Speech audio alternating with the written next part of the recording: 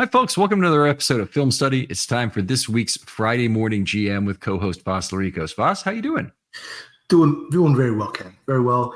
Looking forward to the Ravens preseason game. The weather seemingly turning a little bit this week as we record here on Thursday evening. Starting to feel like football season. Yeah, I hope it doesn't feel like the wetness of recent football seasons, but we definitely might have some of that tomorrow. So, got a lot to cover today. We're on the eve of the Ravens' first preseason game, but let's talk first about some recent roster moves, some other workout action the Ravens have had. They brought in a lineman first who didn't get signed.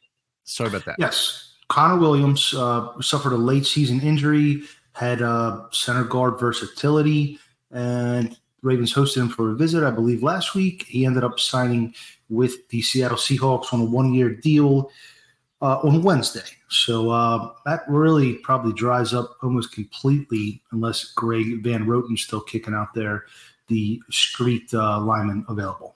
Okay, wow, that's really getting down to the bottom of the barrel. I'll say the Ravens have not looked probably terrible with what they have, but we won't know until this first preseason game. That's why I think the play of the guards is very important in this first game. Mm-hmm. Reportedly, let's get to the actual stuff first. They actually signed Russell Gage. The guy's kicked around between Atlanta and Tampa Bay, 5 seasons, 244 career receptions. That's the highlight of his statistical line in a nutshell, because he's had 7.0 yards per target career, and that's not very good, obviously. He did in 2022, when he last played, have a 62.9% success rate. But if you recall, he got taken off the field in kind of a scary injury in the Dallas Cowboys wildcard game, the Tampa-Dallas wildcard game. And they didn't play at all in 2023 due to a patellar tendon tear. So what are we hoping for? I mean, I think he's a depth piece. I've loosely followed his career. I think he's been the beneficiary of playing with 2 top-end receivers, both in Atlanta when they had Julio Jones and young Calvin Ridley, and then in Tampa behind Mike Evans and Chris Godwin, where they were drawing the attention, and he was sort of the, league average or replacement level receiver who could do a few things when the defenses were keying on the other guys. So maybe Demarcus Robinson type of potential would be the highest I would expect from him. But I do think the Ravens did need some receiver depth, perhaps veteran depth. I think he did a show with Slava, I believe, talking about depth needs a few weeks back. Mm-hmm. And once safety was adequately solidified, receiver would have been pretty close to the top of my list at that point. Okay. All right. I'm not sure he makes the team. We'll see what he's got left in the tank here. He wasn't on the field. He was there on Tuesday, and he might have done some one-on-one drills because actually wasn't looking at that for the wide receivers. But I don't think he didn't play any 11-on-11. I don't think I don't know when he's going to get in that. I don't expect him to play against the Eagles, but I could be wrong. Maybe they've got a package of plays for him. He comes in the second half and they at least try and see if he can run still and do any of those things that hopefully they should have learned from the conditioning test and the workout itself. But anyway, we'll see. Guys picked up late like this, the guaranteed money will tell you a lot about whether or not he's actually going to stay. So if he's got some guaranteed money, even if it's like $250,000, it really increases the chance that he would stay. But my guess is this is a let's see what you can do deal, and not any promises made with this signing. I would agree. Just a depth signing really to maybe push the young guys at the bottom of that receiver depth chart, and DeCosta churn that roster, let the cream rise. So as long as I agree with you. As long as there's not big guaranteed money, it's a very low cost move. Okay. The other guy that they were talking about signing was Anthony Miller, the former Bears wide receiver. There's supposedly interest in there. There's one report that it's already done. Yes. Jordan Schultz reported it. It's on various outlets as we speak Thursday afternoon. Anthony Miller is a guy I really liked coming out of the draft. I believe he came out to Memphis. Sort of has a Hollywood Brown, Zay Flowers, maybe a little bit more of a slot guy, but that sort of stature and movement ability. He has scored 7 touchdowns for the Bears as a rookie in 2018, had 650 yards in 2019. So he got his career off to a decent start and then just Injury bug got him, and he's been out of the league. He hasn't played a regular season snap since 2021. So it's just a lottery ticket flyer. I would not expect any guaranteed money on this one either. Right. Now, he's been out of the league for 2 years as a big red flag, but he's also in significant decline from his rookie year, which was kind of the high point, with 7.8, 7.7, and 6.4 yards per target over that 3-year period, then 2.1 yards per target if you were looking for more in a very abbreviated 2021. That was only 12 targets, so it's hardly worth even mentioning.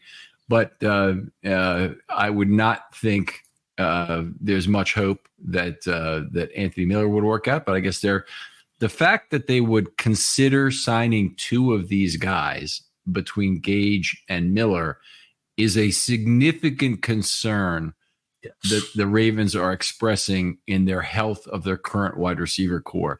And there are a couple 100%. guys who've missed a substantial amount of camp.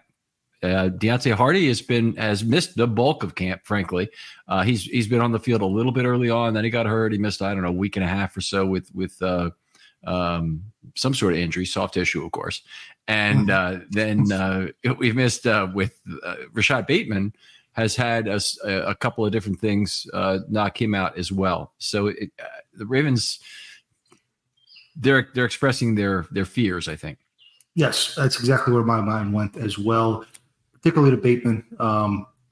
Nagging injuries. I think, I like Bateman a lot coming out of college, but I think at this point he has earned the label of injury prone. I'd be very surprised if the Ravens got 17 regular season games out of Bateman this year. Yeah, it would be a big deal, but there's a bigger just connection problem with Lamar. They've got to figure out how to get him the football on timing routes as a higher percentage of total offensive plays and total passing plays in particular. And it's just not Lamar's regular style, and it really minimizes who Bateman is, which is been one of the real bugaboos with his career. So hopefully they get it in range. And it starts with him being on the field, obviously, but yeah. Certainly. I know you've been out of camp. While we're on the topic of Bateman, who would you predict to be the X if Bateman was to miss a game or two of the regular season? Is it Tez Walker? Is I hearing that, or who else? I'm not sure who else has the skill set for it. It might end up being somebody like Aguilar, who's pretty good route runner and has some speed still left in the tank. And Lamar seems to like throwing the football, so that could happen. They don't have a plethora of options. Sean Wade is a big receiver who I don't know if he's got the Sean Ryan. I'm sorry. Sean Ryan. Yes. Dayton Wade has also played very well as a receiver in camp. And Malik Cunningham has looked like a guy who's not at all afraid to come over the middle, but does seem to get separated from the football a fair amount. So that's something that he's had a couple drops. He's had a couple other times where he's been hit and lost the football. So I think they like him. He's a fine athlete. But those three guys are the cream, in my opinion, of the wide receiver depth chart. And there'd be the three guys I would keep maybe on the practice squad, or maybe it's roster one, keep two, depending on how it ends up. You could end up with Tylan Wallace having a bigger role. I don't think he's the X, but he could have a bigger role. Particularly if you had Aguilar in the slot and you were using him other places, then Wallace could take over some of his reps. They don't have a bunch of options because as we said all offseason that Bateman was the only true X they had. And it's not too uncommon that teams really lack a second X. It's a high value position. It's like kind of like, well, who's your backup left tackle? Well, a lot of teams don't have a good answer to that. Sure. Yeah, and honestly, throughout Lamar's career, he's had better chemistry with the white tight end and the Z, going back to Hollywood and Zay Flowers, and we've seen it in the regular season, we've seen it in the postseason. Those are the players that put up that garner a lot of targets from Lamar. So hopefully it'll be okay. But it seems like Tylan Wallace is maybe making a little bit of a move here to reclaim or solidify his spot while Harty is dealing with these nagging injuries. Yeah, it's a very significant possibility. I'll tell you what, the other day they did punt returns and he fumbled a couple of punt returns, and I did not think that looked good for him. Dayton Wade, meanwhile, at the same time, was kind of drifting under the ball pretty effectively. Now, they've got a long history with Tylan Wallace on special teams that they like. He's very much like the Chris Moore 2.0 player in those terms. But I keep looking at this, and they get 1 year of Tylan Wallace or 4 years of one of these young guys. They probably would not lose them if they put him on the practice squad. But there is one player, at least I'm going to talk about a little later, who I think they would lose. And I'll have in my 5 guys that is important for the preseason game. So I'll change one of mine out here. Yeah. Okay. Let's talk about one more. I'm sorry. I'll give you a chance to respond to that. Want to talk about the return of Adisa Isaac. Yes. Ramping up now after a lengthy absence for a hamstring issue. I'd be surprised if he plays against the Eagles, but I do hope that the ramp up goes relatively quickly because I do think they're going to need contributions from their 5th outside backer this season.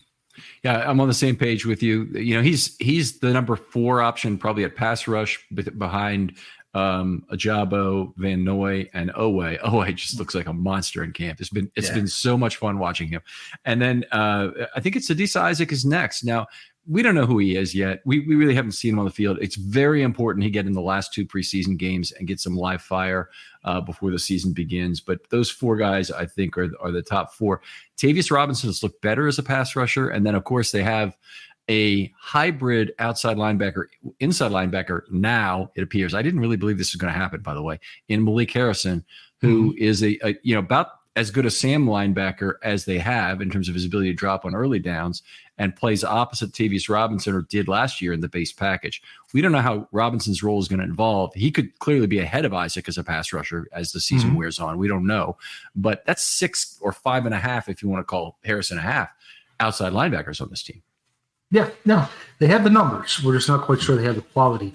So we need to see Isaac, earn that game day jersey, earn that game day activation. And, I'm not looking for an 8-sack season, obviously, from a 3rd-round rookie, but you'd like to see him take on, 10 snaps a game or something along those lines and be able to contribute. If Ajabo, misses more time again or somebody else, you need to have that quality depth from a heavy rotational position. Yeah, it'll be interesting to see how just the game day activations are handled for that position, because it does seem like one place where they're typically going to have one guy sit on a per game basis. So I couldn't even predict at this point whether Isaac, because of a lack of a special teams, is going to be kind of like Paul Kruger was in his rookie year. They sat him a lot before they were able to get him on the field. They've had other people who've been in the exact same position, by the way, including, I believe, Ajabo in at the end of his NFI season that he didn't get activated for certain games. I don't quite recall if he was ready until that final game, but that's neither here nor there. Okay. All right. Well, fair enough. Let's talk about training camp injuries so far. We had a big one the other day, or one that is certainly hurtful is Arthur Mollett lost to arthroscopic knee surgery. Since Malik Ham, which is very serious, this is the first player lost for an extended period. Yes. Had a good run of luck or a good run of health, knock on wood, first couple weeks, and starting to get a few naggy. I believe even Owe had a little ankle injury, Harbaugh mentioned.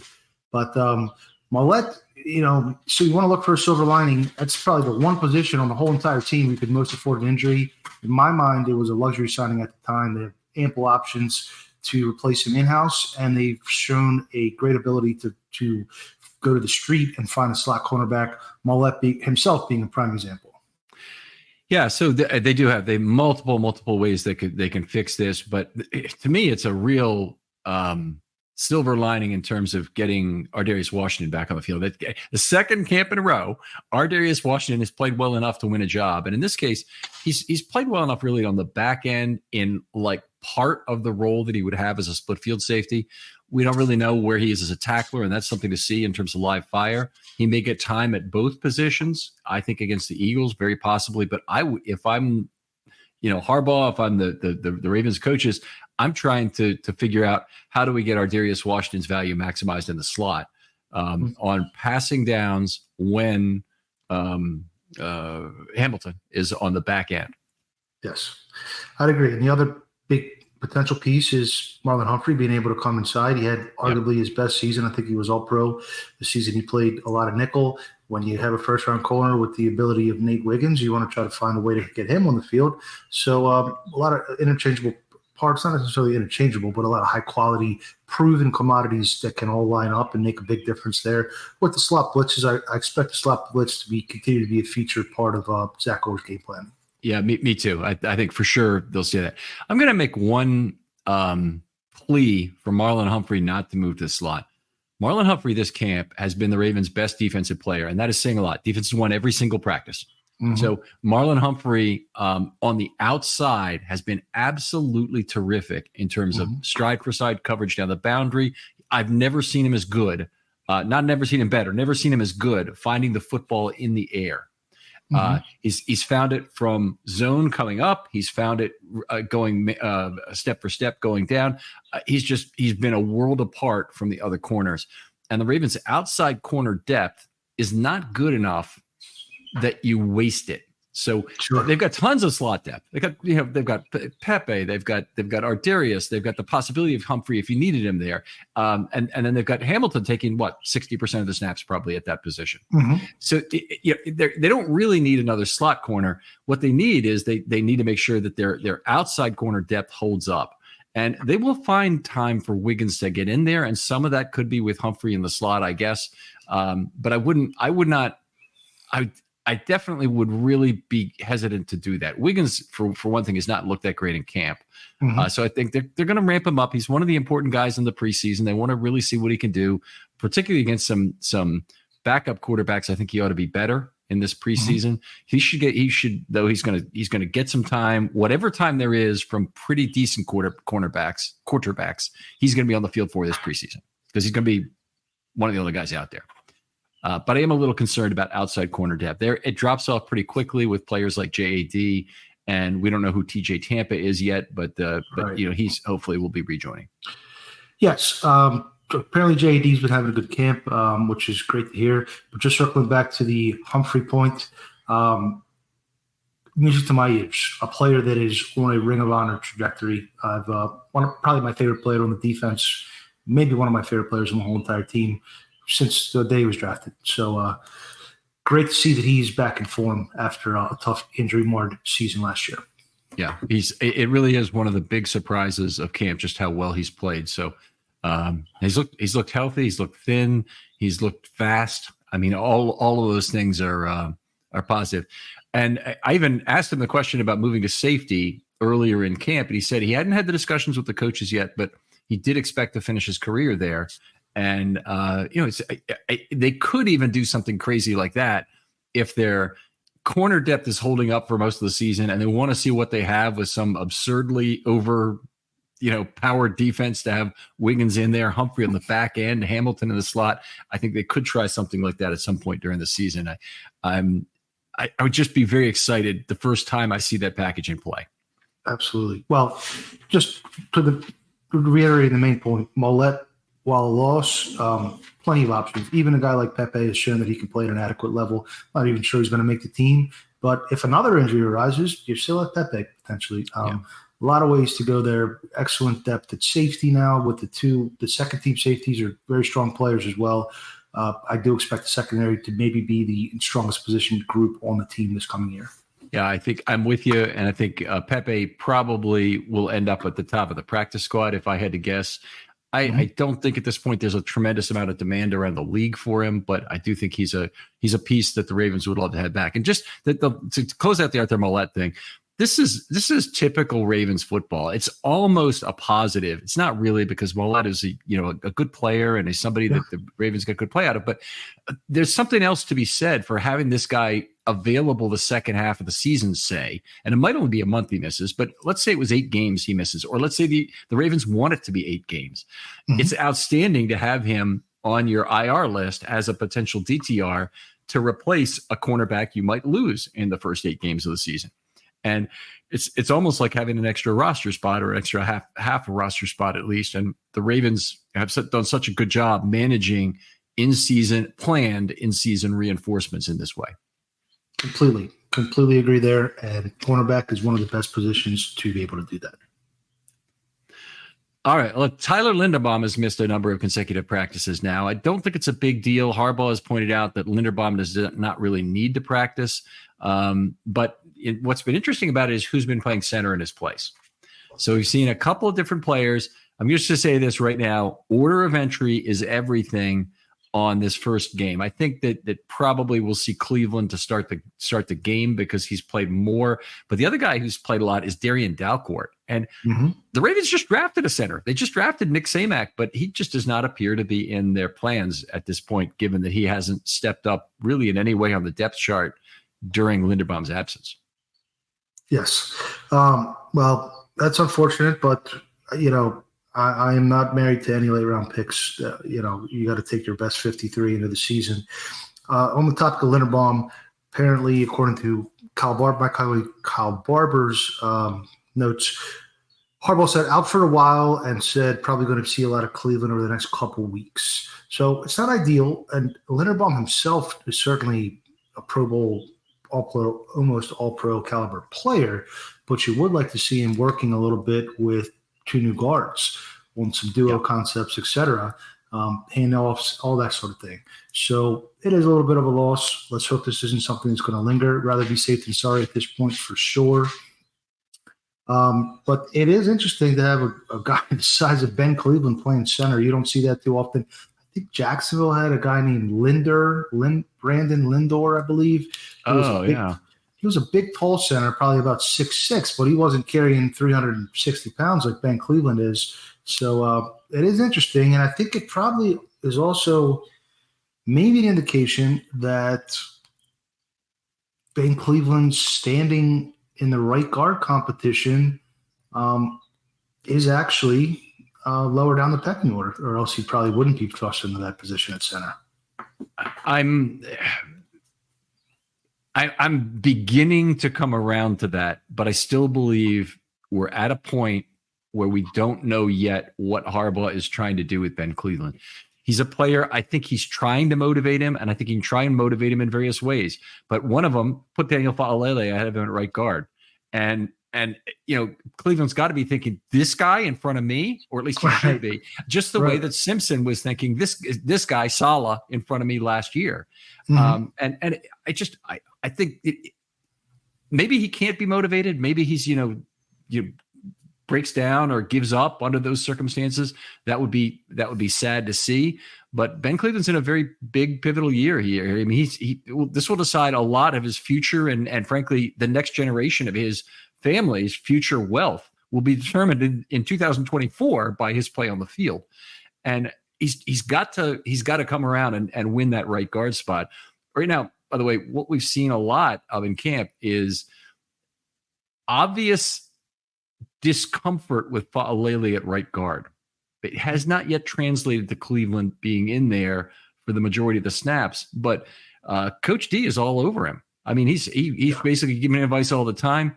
I asked him directly about, and it's on there from one of the earlier practices where Jody was at the podium. How specifically are his footwork and his handwork? He said his footwork is not bad, that was the highlight of the whole thing, but his does not use his hands. And, we're trying to get him to do this. It was all this kind of very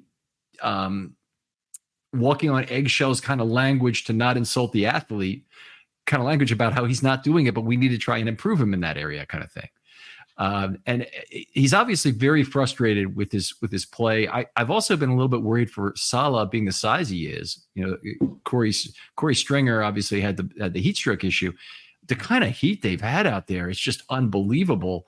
And a man like that has a completely different surface area to mass relationship than a normal human. Okay. The larger you are, like elephant versus a mosquito, elephant would have a tremendously different surface to mass area than a mosquito does. And what that means is it's a lot harder for you to deal with heat under those circumstances. So anyway, I'm concerned about Saleh a little bit just being on the field under those conditions, but more so I'm concerned that he's just not good enough. And that this is still a kind of a motivational game being played. And if I had to handicap it right now, I'd say if it's between those two only, I'd still say it's like 55-45 Cleveland. Okay.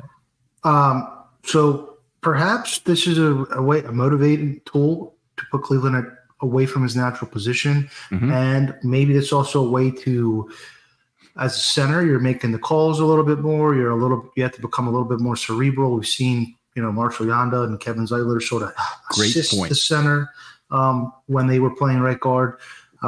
So let's hope it's that. I do personally hope that Cleveland wins a job, but let's assume that Cleveland's a starting center on Friday and Fale is starting right guard. Who do you expect to be the second string right guard? Would that be Manning, Dawes, Salah? Who's just based on what you're seeing?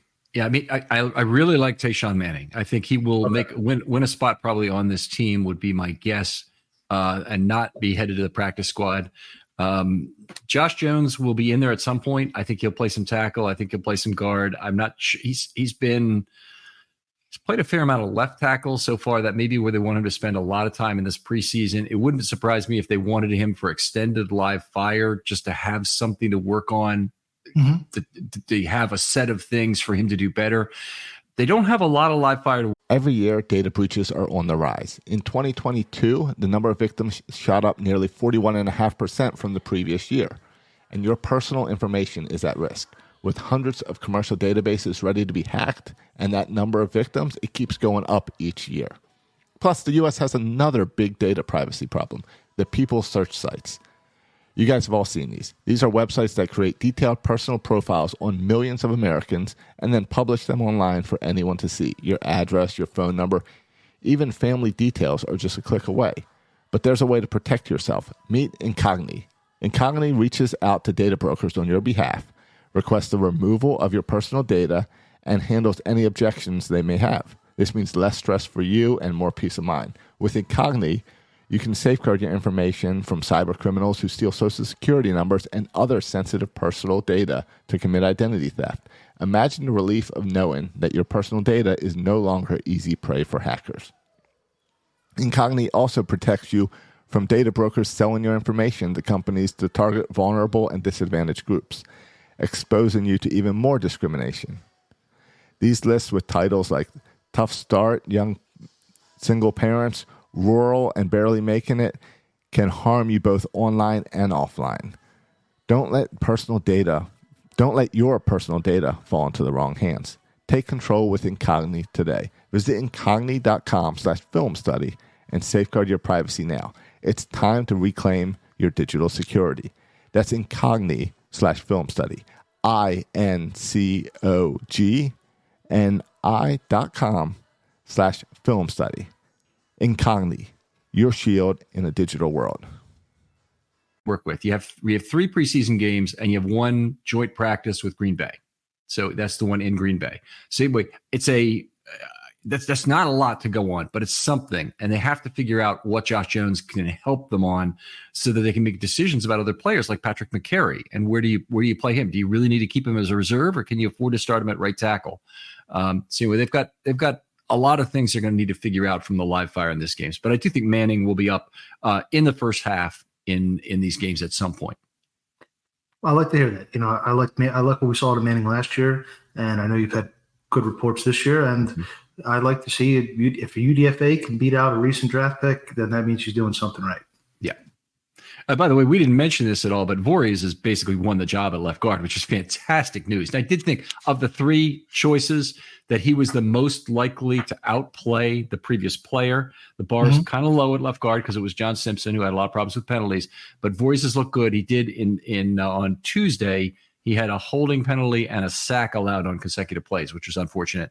But other than that, I think it was Travis Jones. Yes, he looks like he's going to be unblockable this year. Can't wait to see him in the regular season. Yep. It's going to be a good test because Eagles have a lot of a young, big, burly Georgia defensive tackles. So I hope Voorhees plays a good bit. Hasn't played live ball in how many months now, 18 months or whatever. So I hope he plays a good bit, but you don't want to overextend him either. So it'll be interesting to see how they manage to snaps this first game.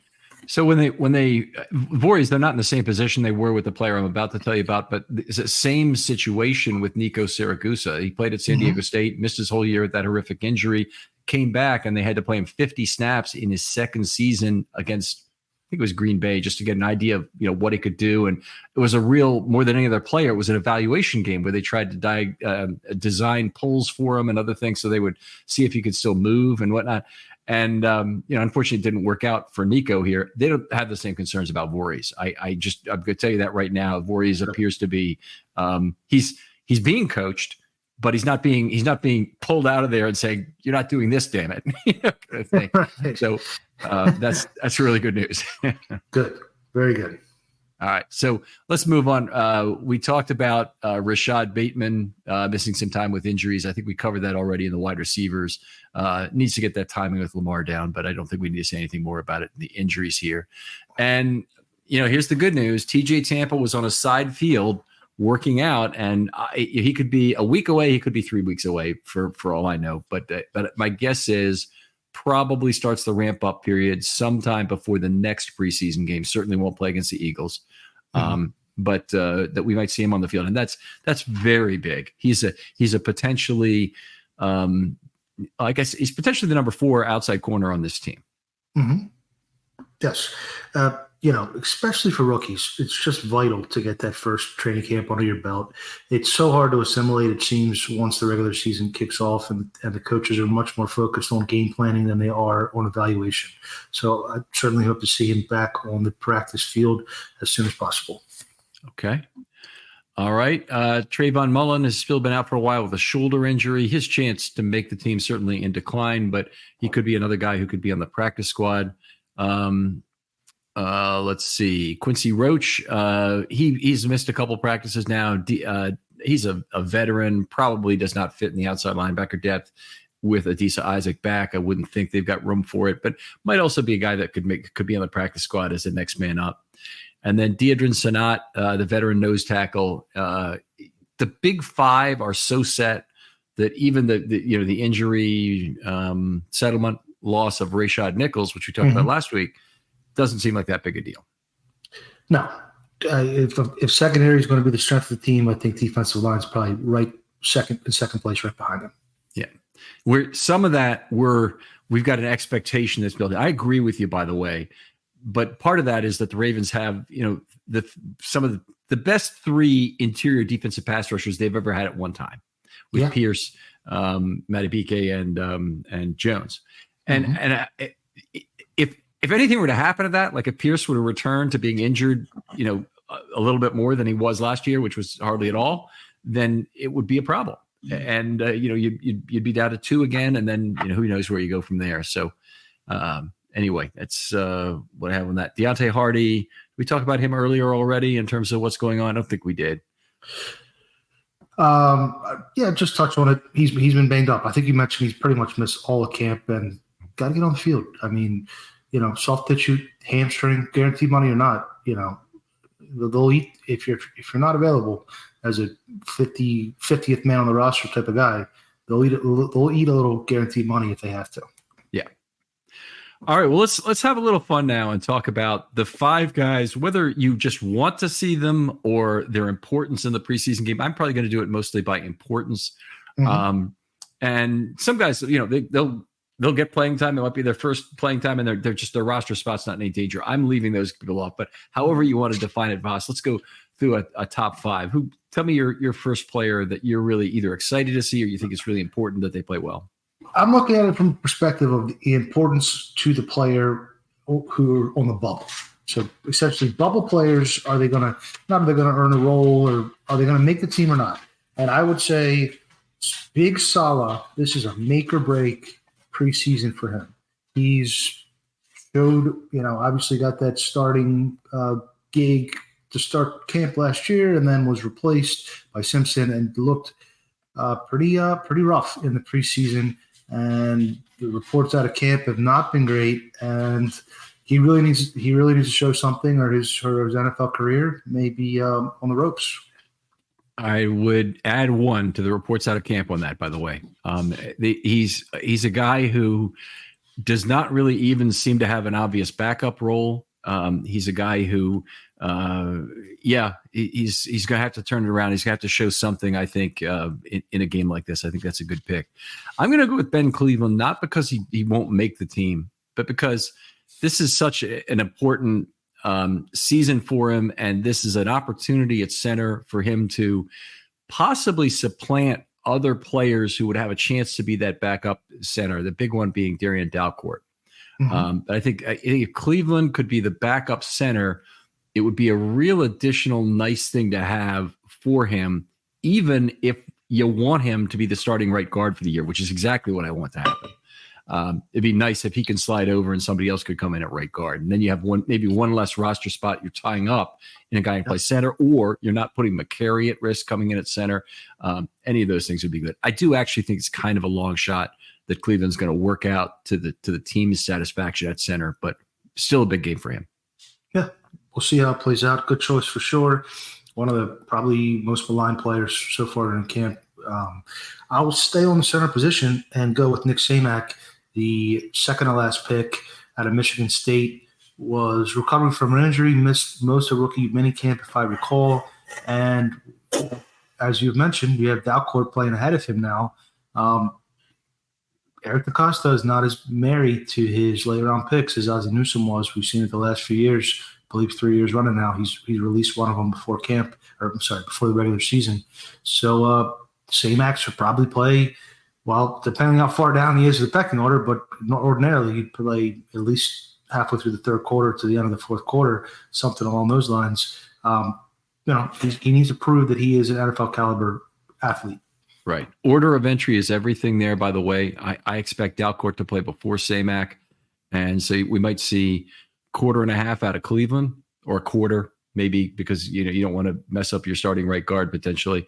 Then another quarter and a half out of Dalcourt, and then another quarter and a half out of Samak. And if that were the way it would be to work out, then that does not give you confidence if you're in the Samak family. Sure. All right. Let me pick another guy that I think, okay. Here's a guy who's really important just because the guy's almost never gotten on the field, is JAD. Now, I know there are some positive reports of what JAD has done in camp so far. I'm not completely bought in. He's been better in terms of being able to find the football occasionally, but he still lacks the combination of running step for step with a receiver and then making an impact at the catch point as opposed to afterwards. Have to see him be able to find the football in the air more, and I have to be able to see him do it against live fire. There's lots of reasons why it doesn't happen in practice, because they don't want players being physical with each other on receptions. So they often are telling the defender to kind of ease up and whatnot. Now, a player like JAD his career is in serious jeopardy at this point, in terms of whether he continues on with the Ravens or not. He needs to get on the field. I think he's only played part of one preseason game so far in his NFL career in 2 previous years. He played, very sparingly at Alabama in total, and then in the regular season he's barely played at all. So you put all that together, and you have a guy who's he's barely played any quarterback lifetime. That shouldn't lead you to a string of excuses about, oh my God, the guys have to take it easy on the guy because he's hardly ever played quarterback. Get on the damn field. Let's stay healthy and play corner. And he has avoided a lot of the soft tissue things that have nagged him in past camps, so that's good. But he really needs to play well with live fire. Yeah, and in the limited regular season action, we have seen, I think, tackling has been potentially an issue for him, especially that Miami game, if I believe, where the Ravens lost Marlon Humphrey and one or two other corners in that injury-marked game where the Dolphins made that big comeback, and I believe he missed a few tackles. So tackling under live fire was important for JAD. I will keep in the secondary with Sanusi Kane as my third choice.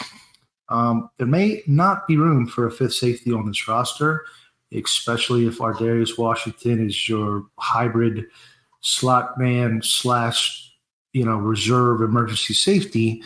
And there could be a battle between Kane and Pepe Williams, and certainly Kane has much more team control, 4 times as much, but there's no guarantee that he is a NFL caliber athlete again, as the last pick of this last draft class.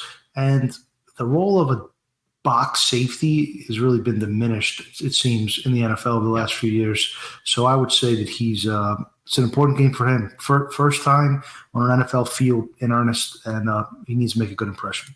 Definitely an important game for him, and a very good choice. He had a couple nice plays, including the practice winning play on Tuesday for the defense. This is the only time the defense came close to losing. He made a play to tackle one of my guys, Kadir Ishmael, down just a yard or two short of a score, and or the sticks. I'm not sure which it was. And the defense ended up winning by 1 point. And Harbaugh even made a special note of it. He said, "Okay, you're going to have full tackling on this play. It's one play for all the marbles. You guys go after each other." And the defense went crazy when he made the play. That's awesome. It was one of these things that you really like to see. Carry that momentum. There you go. And it is a tough spot that he's in, because he's a dime prospect. He's not really a back end prospect. He's a dime prospect who plays special teams, and that helps some value. But he's trying to make a team that plays committed nickel. I mean, I don't think he has Orr's vote, and you need to have Orr's vote as much as anybody's, to make this team. So yeah, it's a tough spot. I do see him as a top of the practice squad guy. Same thing with Bo Braid. I think that's the position they're playing for right now. Braid probably has a little bit more chance to play on the back end, but I think all four of the veteran guys are basically ahead of them. By the way, that does make the group a little old. I don't know if you're concerned about that. I'm potentially a little concerned about that group being older. Well, I mean, Hamilton certainly brings the average down, only being 23. I think it's okay. I'd be concerned if they were old without depth, but they're old with depth. So, if one goes down, you still have two more old guys. It's true. You have other old guys that can replace them, and they're not even that expensive after the big two. The issue for me is that if you're looking at 2025, you don't have your safety group set, and it's one where Marcus Williams may not be with the team, right. So you have to figure that out. But anyway, if Kane or Braid isn't the answer to replace one of those guys in 25, which I don't think either are, then it's not they're not the answer to this concern. Somebody else is. So right. Okay, I'll go with my next guy. I just mentioned him, so no reason holding him back. Is Kadir Ishmael, one of the really big surprises of camp. He's the fourth tight end on the most set group of locks at tight end you'll pretty much ever see. And that's true. Kolar has not played all that much, but he's also the blocking tight end of the three of those, has good value as a receiver and tremendous value on the kickoff, return, and coverage units. So I don't think he's going to be out on that. But Kadir Ishmael's really looked like a beast. He's looked like Darren Waller. He's 6'6", 232. He plays big. He flattened David Ajabo on a block on a pass play where he was kept in line to block. And it was one of the highlights of that entire day at camp. He's done very well boxing out and catching the football. Still does a good job of catching the ball away from his body pretty well. Has not had a big problem with drops. He's just looked very good in general as a receiver. So he's a quarterback at Villanova, went to wide receiver with the Ravens, went to tight end with the Ravens. So he's had a number of positional switches he's been through, but I would say he's a pretty damn good chance to, at a minimum, be at the top of the practice squad. I don't think the word is out to other NFL teams right away, but if you left Kadir Ishmael on the practice squad for half season to 10 games, let's say, I think there's a pretty good chance someone picks him up as the replacement level drops across the NFL. Fair point. You've gotten me excited about Ishmael for sure, just doing this podcast with you. This series, I don't think it's completely out of the realm of possibility that the Ravens carry 5 receivers and 4 tight ends into the regular season if they believe that Likely or Ishmael can suffice as a Bateman, a backup at the X. I personally don't like that. I think you're giving away too much field stretching ability and making it too easy for their safeties to crowd the box. But the Ravens may feel that way. So that's a good choice for sure.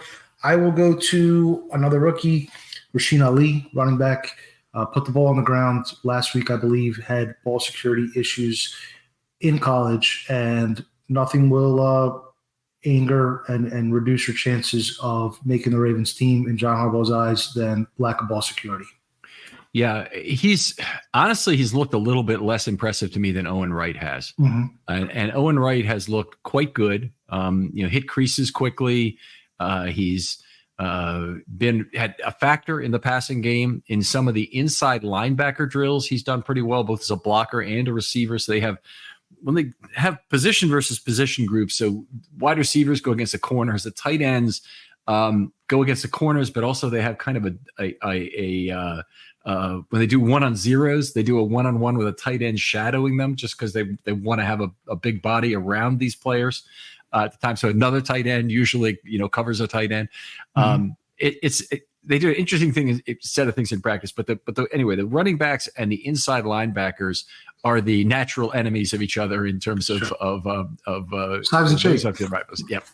And they do those drills a lot, and they do one where the running backs have to block the inside linebackers. They do another where the inside linebackers have to cover the running backs, and that's much more difficult, obviously, for the inside linebackers. But he's looked good on both sides of that drill, so I would think he gets kept, and he's probably a guy who gets elevations and possibly an elevation to the 53 if you lose a running back from the top three.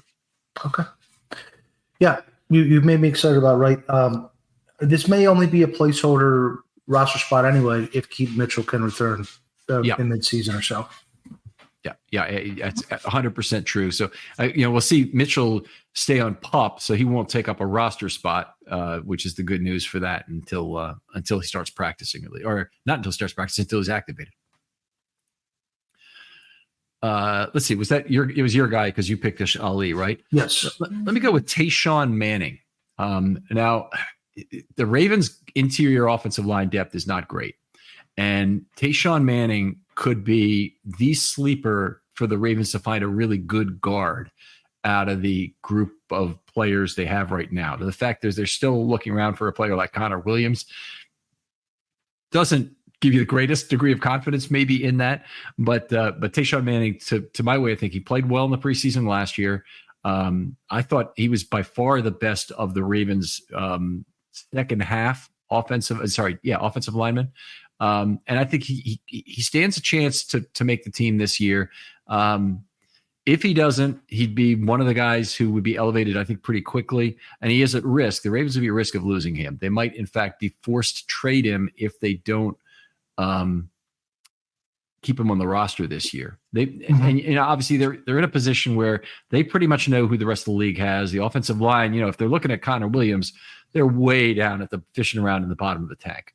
So they know the rest of the league. Whoever worked out Connor Williams is a pretty good chance that they'll want to sign Tayshawn Manning from them. So it's a case where the Ravens really probably are extra incented to keep him.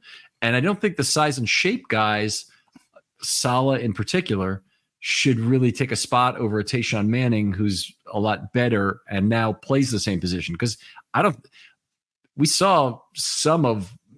No, we didn't really see with him. We saw it with Falele, but with Saleh, I don't ever see him moving to tackle, despite that size and shape pool being maybe what you'd expect for there. So, why would he not just compete directly with another guard in terms of which one is better? Take the best 53. The teams aren't going to.